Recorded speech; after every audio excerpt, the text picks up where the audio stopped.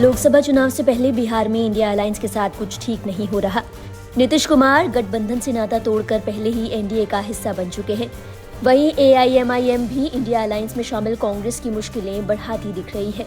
लोकसभा चुनाव को लेकर एआईएमआईएम के मुखिया असदुद्दीन ओवैसी ने बड़ा ऐलान किया है। ओवैसी ने कहा कि उनकी पार्टी आगामी लोकसभा चुनाव के दौरान बिहार की किशनगंज, महाराष्ट्र की औरंगाबाद और हैदराबाद लोकसभा सीट पर अपने उम्मीदवार को उतारेगी। पिछले विधानसभा चुनावों में कांग्रेस बिहार में सिर्फ एक सीट किशनगंज जीतने में कामयाब हुई थी। ऐसे में अब ओवैसी की ये घोषणा इस्लाम बहुल सीट पर कांग्रेस की मुश्किलें बढ़ाने वाली है। ओवैसी का उम्मीदवार उतरने की स्थिति में इस लोकसभा क्षेत्र में मुस्लिम मतों में बंटवारा तय माना जा रहा है। बिहार के किशनगंज लोकसभा क्षेत्र में हिंदू अल्पसंख्यक है, जबकि मुस्लिम मतदाताओं की संख्या काफी ज्यादा है। इस लोकसभा क्षेत्र में मुस्लिम मतदाताओं की संख्या 68% है, जबकि यहाँ हिंदू मतदाताओं की संख्या केवल 32% है। 1957 में बने इस लोकसभा क्षेत्र में आज सिर्फ एक बार 1967 में प्रजा सोशलिस्ट पार्टी के एलएल कपूर के रूप में हिंदू उम्मीदवार को जीत हासिल हुई है।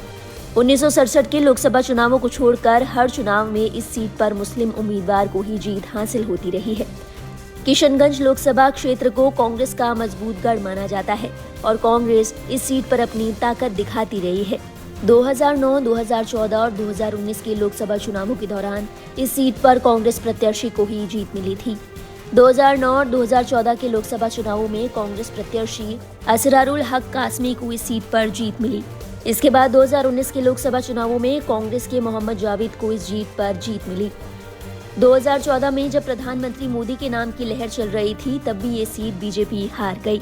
और तो और इस सीट पर 2019 में बीजेपी जेडीयू ने मिलकर चुनाव लड़ा, तो भी बिहार की इस सीट को वो नहीं जीत पाए। लोकसभा चुनावों के दौरान बिहार में कांग्रेस के साथ इंडिया गठबंधन को सिर्फ यही इकलौती सीट हासिल हुई थी। अब 2024 के लोकसभा चुनावों के दौरान भी कांग्रेस इस सीट पर अपनी ताकत दिखाने की कोशिश में जुटी है। पिछले दिनों राहुल गांधी अपनी भारत जोड़ो न्याय यात्रा के साथ किशनगंज पहुंचे। राहुल गांधी की यात्रा को किशनगंज में काफी समर्थन मिला। इन सब के बावजूद ओवैसी की ये घोषणा के बाद कांग्रेस की मुश्किलें बढ़ती दिख रही हैं। ओवैसी की ओर से इस सीट पर मुस्लिम उम्मीदवार उतारा जाना तय माना जा रहा है।